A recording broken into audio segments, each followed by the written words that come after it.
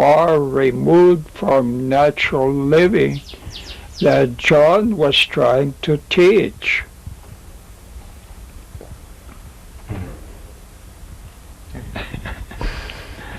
So, let's see. Let's see.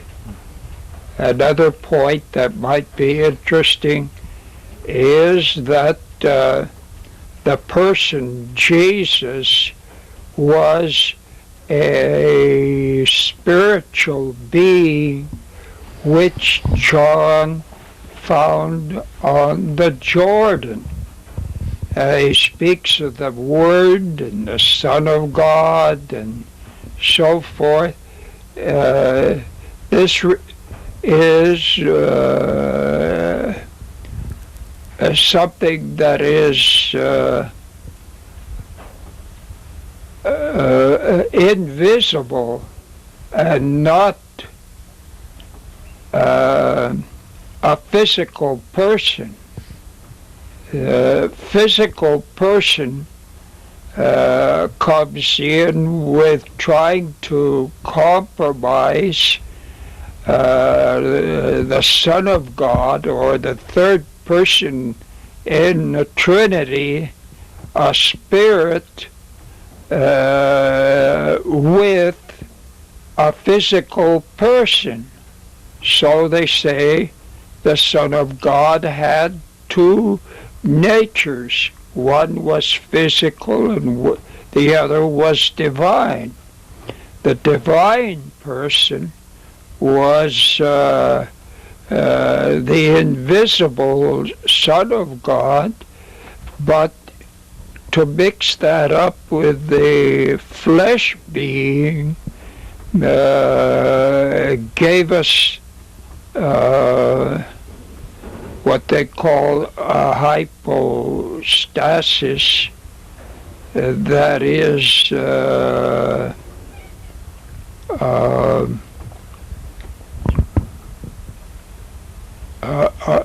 composite of two different things. Yeah, I didn't understand that before. I thought the hypostasis was the union. The union of there was the cat. The union of the divine and the physical, but it's completely separate because the. Yes, we speak about spirit, and then we take the other view and we try to bind it. It was a compromise, and religion can't explain it just with that term, the person of God. Well, the person of God was in John, but to make Simon into the person of God is injustice, because his dying on the cross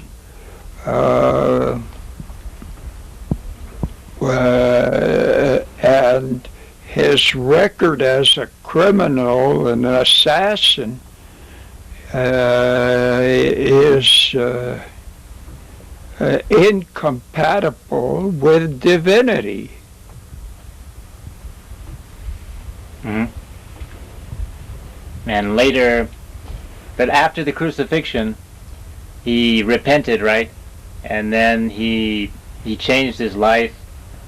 Something happened, and John was there helping him, and he repented, changed his life, and after that, Simon, which everybody thinks is, that crucified Jesus,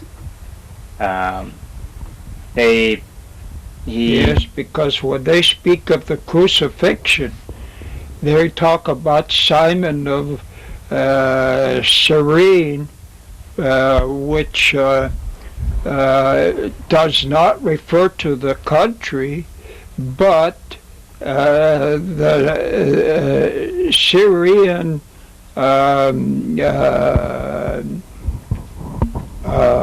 riots.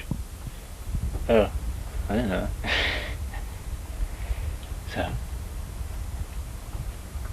but then he repented and he went to India, and he changed his life and started to incarnate the person as he began to live the will of God. He changed his ways, and so the message really is that everybody can be the person. It's not just, everybody can be the person if they live the will of God, which is Yes, following the... that's true. Because the kingdom of heaven is within us.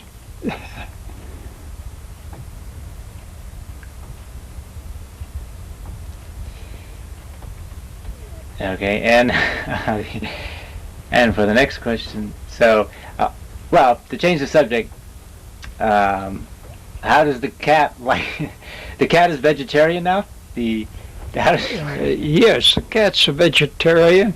I notice when he catches rats, rarely have I seen him eat them before. But now I see him playing with the rat. He don't like his meat. He prefers to eat just the chayote, which is something like a cucumber with the oil or milk on it. there's the chayote. Illustration. Well, that's good, because well, it's just like in the Bible. They said that the lion would eat grass, and that they would lie next to the lamb and stuff. And so this cat is almost fruitarian, eating chayotes. Rarely does he eat a little papaya. yes, Simon. No, was it Simon? Simon, I think. But that was the other cat. But now, okay. Let's see. What else do we want to say? Can you talk about the resurrection? The resurrection, the changing again. Yes. The resurrection. Now what is that in the Bible? Well, the resurrection was on the Jordan. John. Jesus was John who had risen. Herod said, and his disciples, some of his disciples said. So it wasn't... He had risen on the Jordan.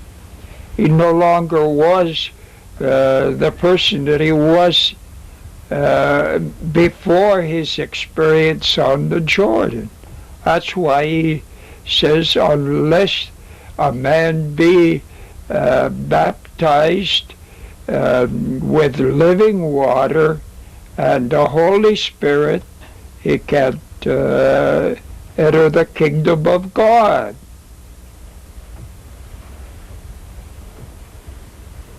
So it's a person has to have, because I know you had the experience of seeing the masters appear before you, Jesus Christ, in the clouds they came, and are you saying that is a requisite for everyone to be born again? Different people experience Christ in different ways. It doesn't necessarily have to be a vision or hearing voices or whatever. If you live on fruits and food that contain a high percentage of living water, the body is purified, and many people get clairvoyant powers or ability, and thus experience these things. Okay. So it's not something that, the resurrection, when a person passes on, that's another, the Buddha did a parinirvana when he left The the body. Gnostic says the resurrection comes before death. Has nothing to do with death.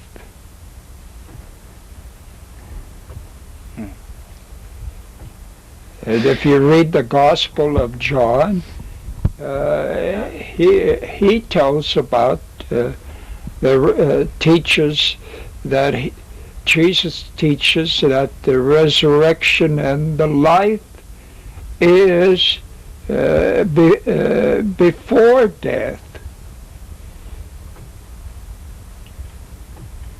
And Simon wasn't resurrected during his life, so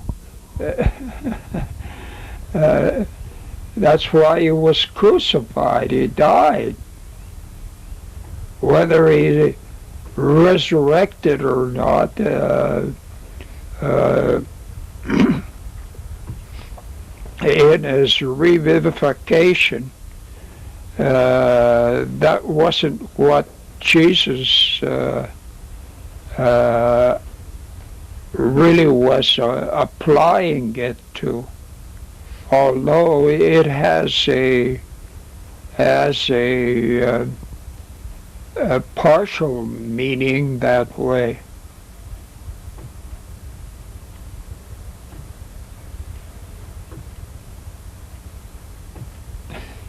Okay, and then the other Simon, Simon Lazarus, was resurrected, and James, I guess, was resurrected. Yes. James.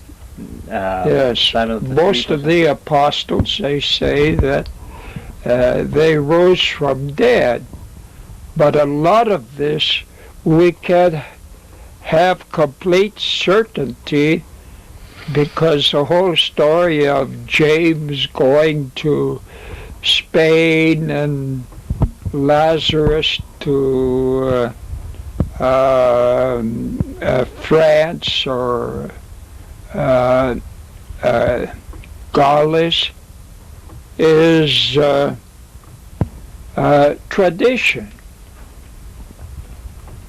It's not something that's taught in the Bible.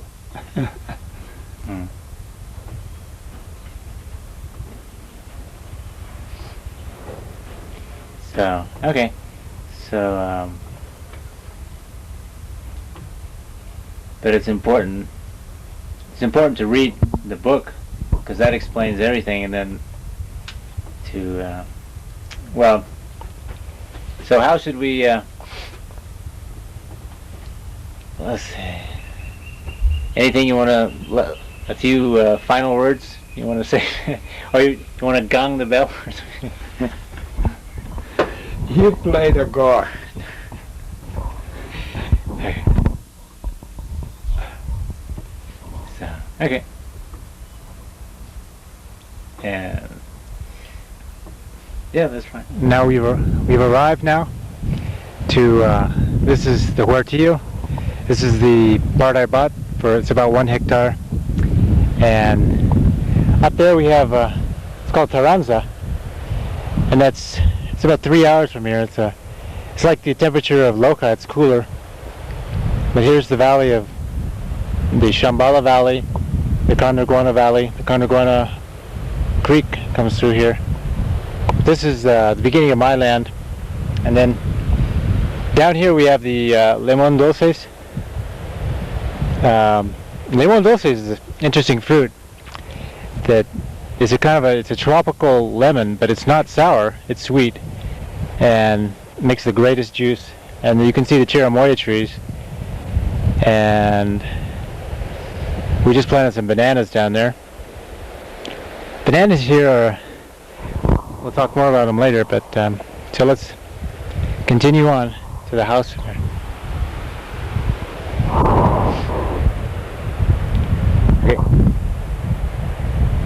Yeah.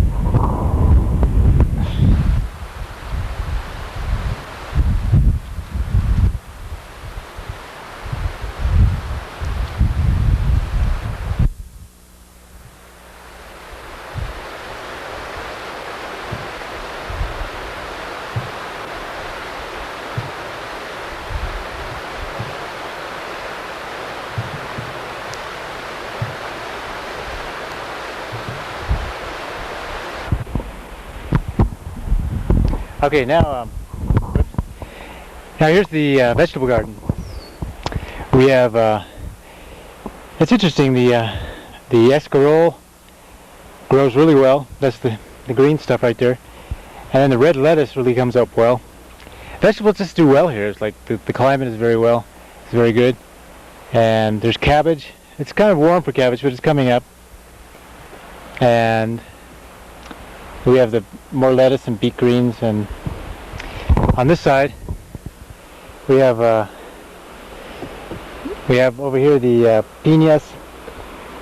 And you can see the young papaya trees coming up.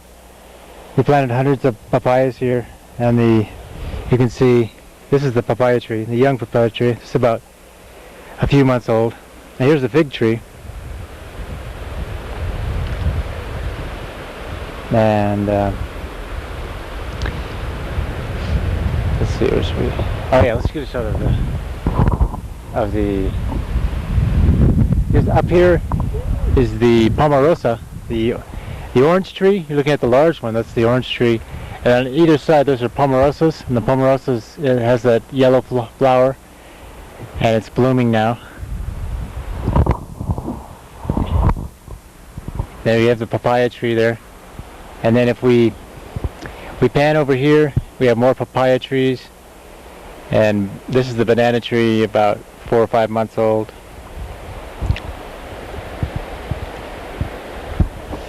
And then up here, this tree here we call the Bodhi tree. It's very similar to the tree that Buddha sat under during his enlightenment, the resurrection. And it's a beautiful tree.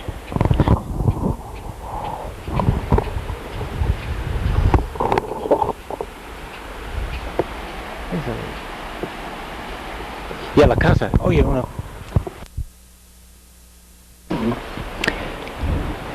And here's the cabin, the cabana. It's not really a house. It's but it's home. So and here we have the garden, more of the garden. There's the papayas. You can see the papayas in the foreground.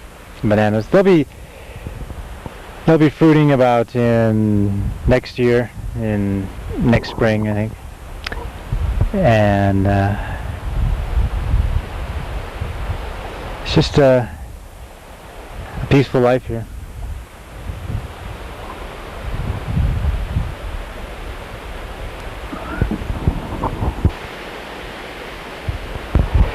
Okay, so now we're here at the house. We made it to the house. It's just a little cabana, and here's the stove, which I don't use anymore. I use it to store papayas. Here's what I eat out of the papayas and guineos. Papaya is like the mainstay of the diet. And so if we come inside, we'll just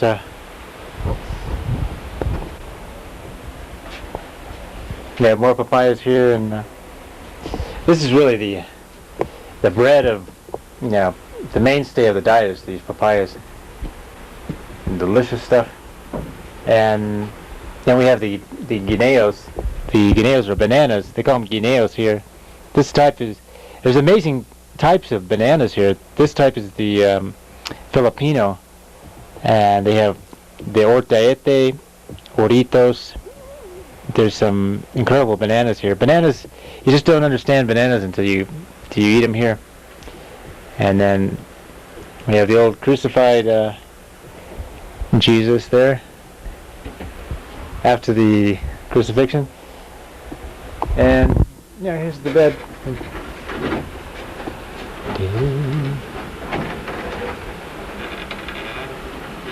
So it's small, but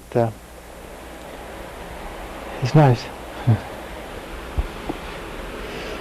So, and then over here we have the compost pit. This is where I put all the waste compost and create compost in this. This right here is the mango tree. This is the mango tree. It's a young mango tree. When the leaves are young, the leaves are very red like this. And there's some trees. We'll walk over here to this part of the huerta. I planted, if you can see right here, these are the biggest papayas right now. They're about 6 months old. Next spring they'll come in and have fruits. And along up there is the canal we just put in. So now we'll walk over here to the other part of the huerta.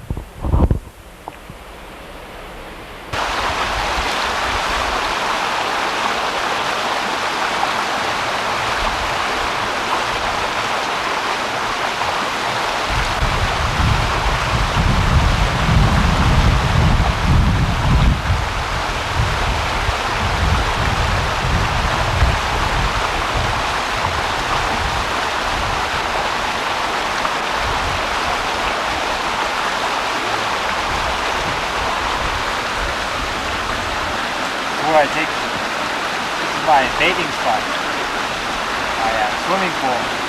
This is the Condaguana Creek. And coming here, I jump in the water here, clean off.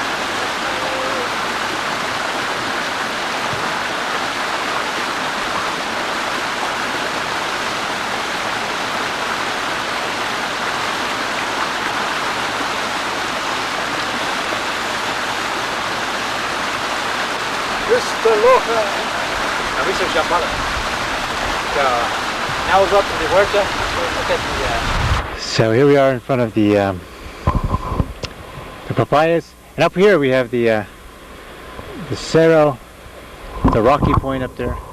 Kind of looks like Disneyland. And so what we do is walk over here. Walk over here. This tree here is we could call it, you could call it the tree of life. Censor. You could call this the tree of life, because this is the lemon dulce tree. And this gives the living water. This is good for drinking. I mean, this is the best, purest water you can drink. It's called a lemon dulce. It's a sweet lemon.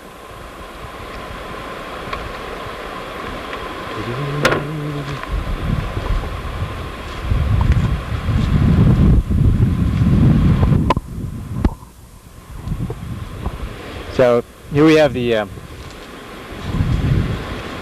tree of life. Oh, this is not right. There it is. So it's what you do, how you eat it, how the people eat it here, and I eat it.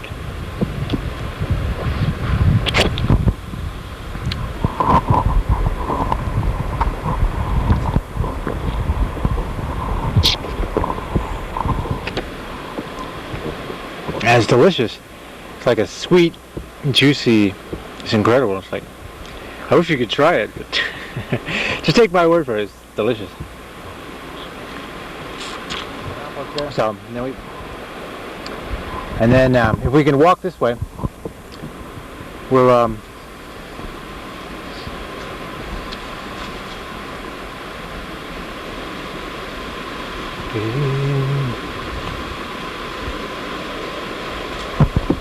walking through the huerta. This is the Pomarosa tree. Up here is the Pomarosa. It has the fruits are like, it says palm rose. The rose, they taste like a rose. It's an apple, but it tastes like a rose. It's a small fruit, which we don't have any right now. This, of course, is the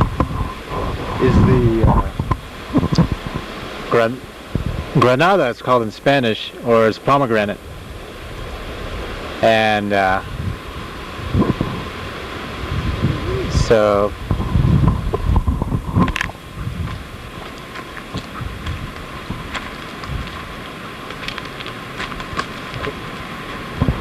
up here we're coming up to the mango tree. Oh, actually this is more limon dulces. These are limon dulces here. Now this is the mango tree, and last year and last February this was blooming. We had mangoes, a few. I've been composting it more. You can see the flowers and the leaves and stuff. And then as we walk up here,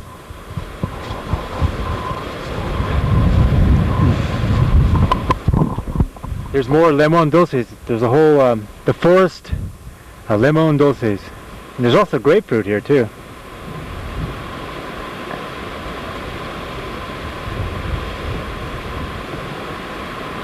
And then there's a nice view up there of the cerro, the rocks, peaks. It's quite a nice little canyon here. If we go up here, the canyon is very nice. Oops.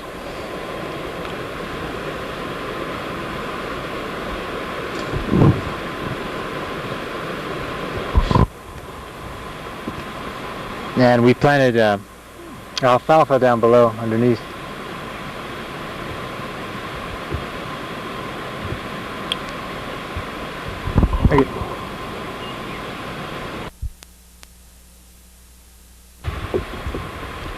Okay, now directly in front of us we have the white sapote tree. There's a few white sapotes on the tree right now, and the white sapote grows well here. And then a la derecha, to the right, we have that's the guava tree, and that has the tropical fruit of guava. This tree here to the derecha is the ciruela, and that's that tropical plum again. It'll fruit next spring. And then we have there's loquat. You can see the loquat or níspero in Castellano, and then another shot of all the lemon dulces or sweet lemons.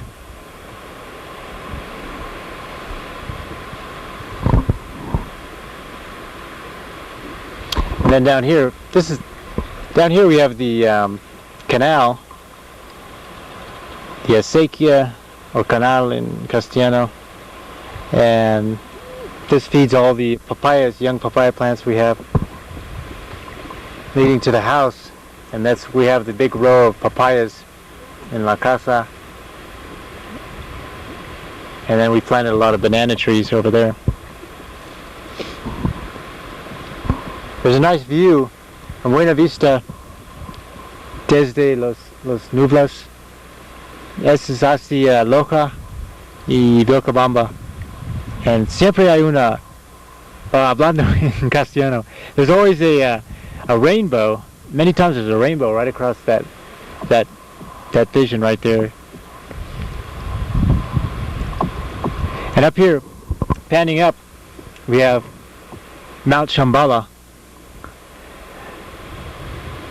Mount Shambhala